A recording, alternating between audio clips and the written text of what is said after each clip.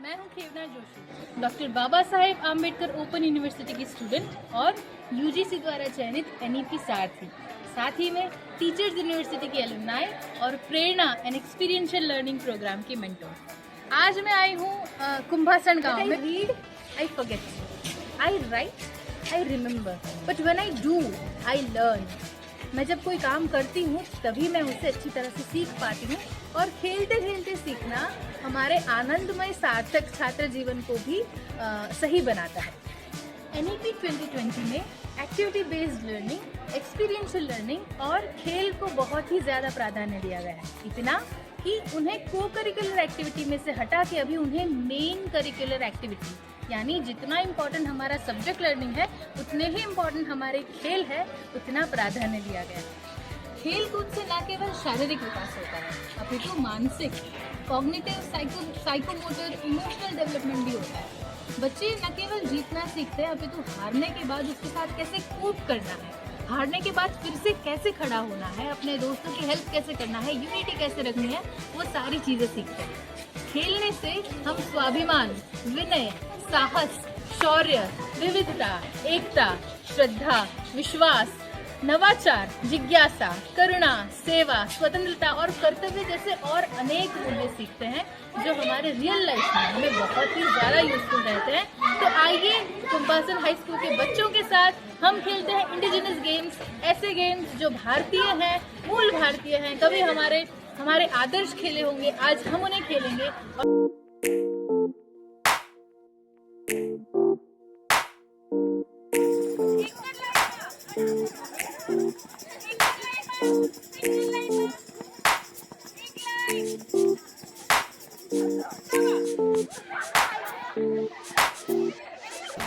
એવી રમતો કે જે ભારતની છે, કોઈક વાર ભીમ અને અર્જુન રમ્યા હશે, કોઈક વાર રામ ભગવાન ને લક્ષ્મણજી રમ્યા હશે, એવી રમતો આજે આપણે રમવાના છીએ। કોઈએ એનઈપી નું નામ સાંભળ્યું છે? એનઈપી એટલે હા, એજ્યુકેશન પોલિસી, બહુ સરસ, રાષ્ટ્રીય શિક્ષા નીતિ। અને રાષ્ટ્રીય શિક્ષા નીતિ અનુસાર આપણે લોકો રમી રમીને વધારે શીખી શકીએ। લખેલું યાદ ભૂલી જવાય આપણને, પણ રમેલું હોય ને તો આપણને તરત યાદ રહે। તો આજે આપણે રમી રમીને વસ્તુ શીખશું। તમે મને કહો, વિશ્વની સૌથી જૂની ભાષા કઈ? સંસ્કૃત ભાષા। વિશ્વનો સૌથી જૂનો ગ્રંથ કયો? અરે વાહ, તમને તો બધું આવડે। તો સૌથી જૂની ભાષા છે, ભારતની મૂળ ભાષા છે, તો આપણને આવડવી જોઈએ। તો આજે આપણે થોડી થોડી સંસ્કૃત ભાષા શીખીશું, બરાબર? મારી પાછળ રિપીટ કરજો। પૂર્ણતઃ, દક્ષિણતઃ એટલે વામતઃ, વામતઃ, વામતઃ, વામતઃ એટલે પૂર્ણતઃ, પૃષ્ઠતઃ, દક્ષિણતઃ, વામતઃ।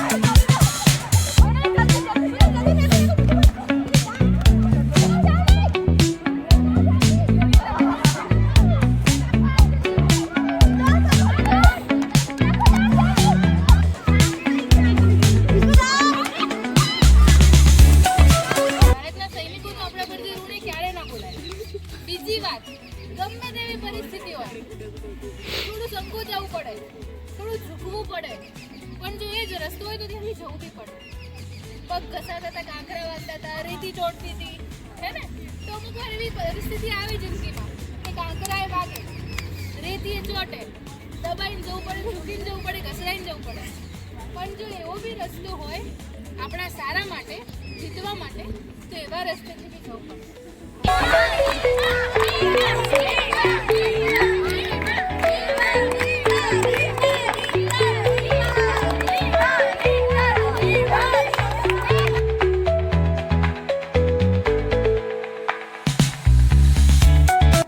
આ રમતમાંથી બેટા આપણે શું શીખ્યા? તો બેલેન્સ જરૂરી છે. દુનિયામાં બધા સરખા નહીં. આપણે આજની 5 આંગળીઓ બી સરખી નહીં તો દુનિયામાં લોકો આપણને સરખા મળવાના, હે ને? તો આપણે સંતુલન કરવું પડશે. તમે જોયું હશે તમારા પાછળવાળાની તમારી કરતા હાઈટ વધારે હોય તો એ નીચો થઈને ચાલતો હશે, હે ને? તમે થોડા ઊંચા થઈને ચાલતા હશો. શેના માટે? બેલેન્સ માટે. એડજસ્ટ કર્યું બંને જણાએ. પાછળવાળો થોડો ઊંચો થયો, આગળવાળો થોડો એડજસ્ટ કર્યું ને? એ રીતે લાઈફમાં બેટા ઘણી બધી જગ્યાએ આપણે એડજસ્ટ કરવાનું આવશે. માનો કે 2 જણા એડજસ્ટ ના કરે, પેલે કે હું ઊંચી જ ચાલું ને પેલે કે હું નીચે જ ચાલું, તો જીતતા ના. એટલે થોડું એડજસ્ટ કરવું. એક થોડું ઊંચું થાય, એક થોડું નીચું થાય, નમી જાય, એ રીતે ચાલે ને તો લાઈફ લાંબી ચાલે ને આરામથી જીતી શકાય, સરળતાથી જીતી શકાય. પણ એડજસ્ટ ના કરીએ તો ખાલી ઝઘડા. શું કરતા હતા? આ ધીમે ચાલે, આ જલ્દી ચાલે, આમ કરે, તેમ કરે, એમ ઝઘડા થાય. પણ જો થોડું આટલું જ એડજસ્ટ કરો, 1 ઇંચ એડજસ્ટ કરવાનું, એવું કરી લઈએ તે ઝઘડા બી ના થાય, પ્રોબ્લેમ બી ના થાય ને આરામથી જીવી શકાય, હે ને?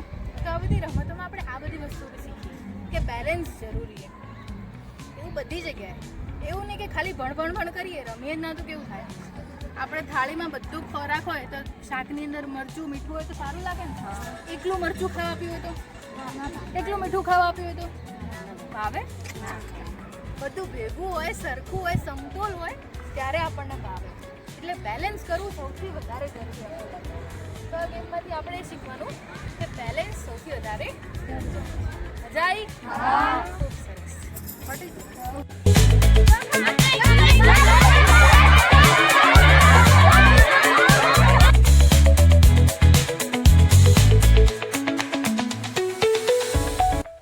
અને બધે ઘોંઘાટ ચાલુ છે, પણ આપણને લાગે કે મારા જેવું કોઈ છે જ નહીં. આ મારા જેવી નહીં, આ મારા જેવી નહીં, મારા ગુણ અલગ, મારા લક્ષણ અલગ, મારા શોખ અલગ. આપણને લાગે કે મારા જેવું દુનિયામાં છે જ નહીં.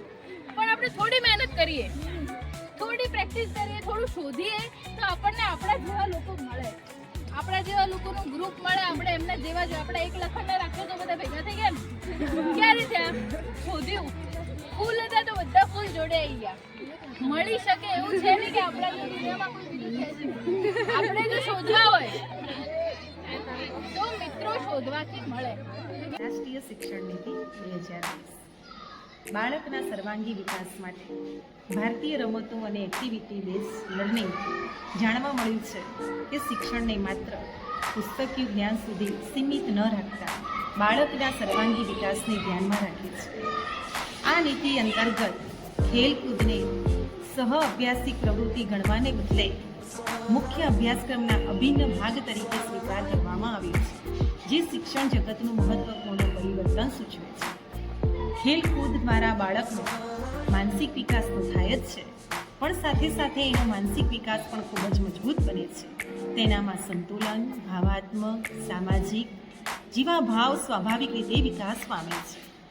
આ મૂલ્યો પાઠ્યપુસ્તકમાં શીખવવા ખરેખર ખૂબ જ મુશ્કેલ છે, પરંતુ તે મેદાનમાં જીવંત બને છે. બાળકમાં જે મેદાનમાં જીત અને હારનો સામનો કરવામાં સહનશીલતા, નમ્રતા, આત્મવિશ્વાસ વિકાસ પામે છે. તેની સાથે જોઈએ તો ટીમ વર્કથી બાળકમાં સહકાર, નેતૃત્વ અને સમય આયોજન જેવા મૂલ્યો વિકસે છે. આને જ એક સાચું પરોક્ષ ઉદાહરણ કહી શકાય. આ સિવાય બાળક જો પોતાની જીવનશૈલીમાં ખેલકૂદને મહત્ત્વ આપે તો એનામાં અનેક પરિબળોનો વિકાસ થાય છે, જેવા કે એકાગ્રતા, નિર્ણય, સાચું બોલવું, સહનશક્તિ, યાદ રાખવી જેવા મૂલ્યો આપોઆપ વિકાસ પામે છે. તો શિક્ષક તરીકેની આપણી એક જવાબદારી છે કે ખેલકૂદને આપણે ખરેખર સમય પસાર કરવાનું સાધન ન સમજીએ, એને આપણે એક શિક્ષણમાં શક્તિશાળી સાધન સમજીએ તો ખરેખર બાળકોમાં સંપૂર્ણ સારો વિકાસ થશે. આથી હું કહી શકું કે આ રમતો આજના બાળકોને તંદુરસ્ત, સ્વસ્થ અને મૂલ્યનિષ્ઠ એક ઉપયોગી નાગરિક ભવિષ્યના બનાવે છે. તો આપણે આ ખેલકૂદને ખરેખર ખૂબ જ મહત્ત્વ આપીએ. જય હિન્દ, જય ભારત, આભાર. કેટલી આવી? આટલી આટલી હમાતી નહીં, હાથમાં એટલી બધી આવી. સરસ સરસ. તો ભાઈ રોજ રમવાની મજા આવે? રોજ રમશો? પાક્કું? ખાલી રમવાની? હા, શું કીધું? શનિવાર હું આવું કે મારી જરૂર ખરી રમવા માટે? ના, એ જ તો શીખવાડવાનું હતું.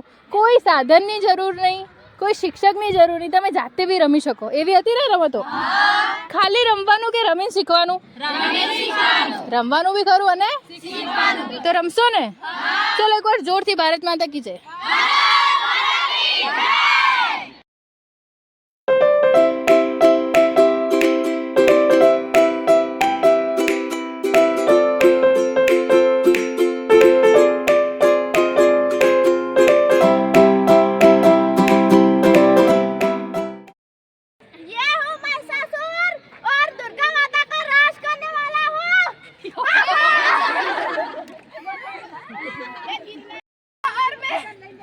खाता हूँ और सोता हूँ.